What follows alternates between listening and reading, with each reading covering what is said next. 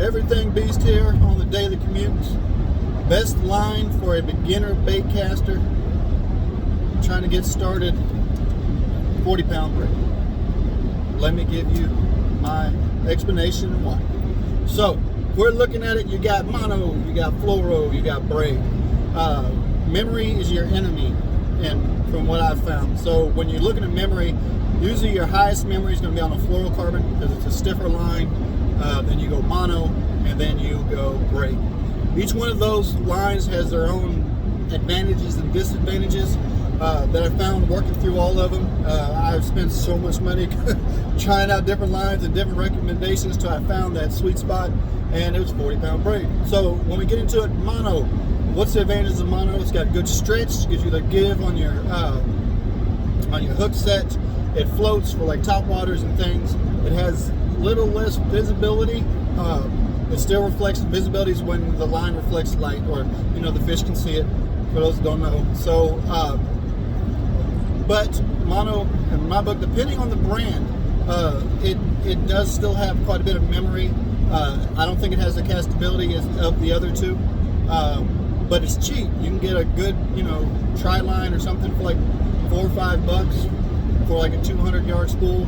Use it, you backlash it, you tear it off. That's why everybody says it's good for beginners, because if something happens, you just cut it off. But that's the thing, you don't want to be out there fishing and backlashing and tearing off and backlash. It ruins the moment. So I found mono for beginners. It's cheap, but fluoro is almost invisible and pretty much invisible because it doesn't reflect as much sunlight. It's dense. It's denser than the other two. So that means like when you're doing things like jigging or Texas rigging or anything, it sinks, which I like that a lot. I use fluoro even when I don't have it spooled up on some of my reels. I use it as a leader because it sinks. And it's abrasive resistant, where the mono's not as abrasive. You drag mono across something, you're going to get nicks and it's going to break weak spots. Fluoro is abrasive, so you can use it in rocks, cover, different things, and it'll hold up a little better. It doesn't have as much give, which is cool what they hear for sensitivity. The give, I found with mono, when you get those little tap, tap, tap, you don't feel it as much as you would on braid or fluoro, because the mono is going to give a little bit. It's got a little bit of that stretch is going to act like a shock absorber, where the other two, there's no give or as much give, so you feel every little detail. You can tap that across the bottom, or you can feel those little fish coming there and peck at it. Braid, it's the tow rope of the fishing industry in my book. That's the way I look at it. You've got a braided line, so the more you cinch down, the stronger it's going to get. But the visibility, fish can see it. It's real obvious. But if you're going through a lot of cover or real muddy water, a lot of times it doesn't matter because they can't see beyond a certain point anyway. So it's really good, and it's really light. So your castability, that lighter line, that smoother, you're going to be able to cast it because of the second deal is the diameters. Your mono and your fluoro, usually I think your mono is going to have your bigger diameter, then it's going to go fluoro, and then it's going to go braid. The good thing with braid is, they usually recommend like a 12, 14 pound mono for a beginner on a bait caster. Well, that's where I get into my 40 pound. When you get into a 12 pound mono, is the same diameter as a 50 pound braid.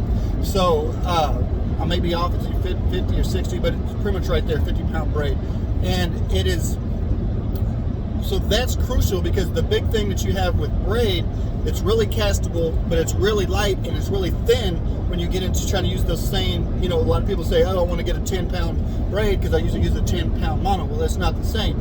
You got that thinner diameter, so it's going to make it a lot lighter in casting. It's going to be a lot easier to cast. It's similar to casting like a 4 pound mono. You choke that crap across the lake. The braid is thinner and it's lighter. It'll float just like mono, but it's stronger.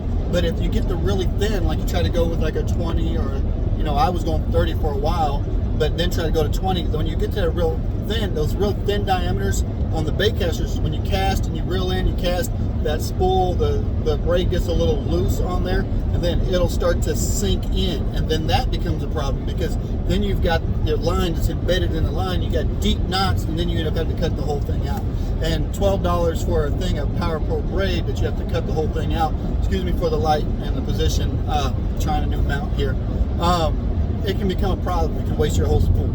So there it is. So you've got the advantages and disadvantages. The reason why I say 40-pound braid is because you get the light castability. You can cast it. It's gonna fling it.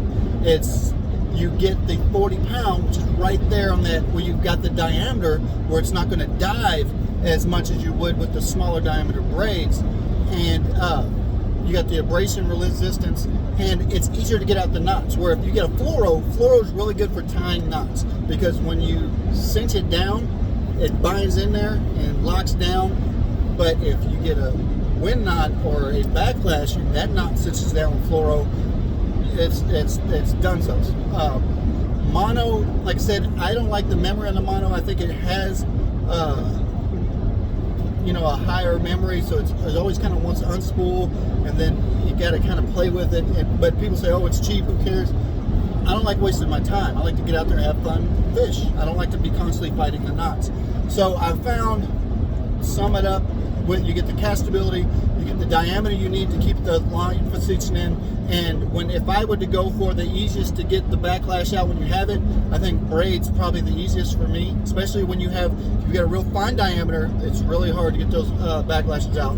But if you've got the 40 or 50-pound braid, it's pretty easy. You just pull back on the string, pull out the loops, let them come from underneath each other, unwind, and there you go. I think it's going to save you a lot of frustration, a lot of effort, and a lot of money. My recommendation: beginning baitcaster, 40-pound, maybe 50-pound braid. I hope that helps. I did this before, but I want to kind of feel like I didn't give enough info. So hope that gives you what you need. Have a good day.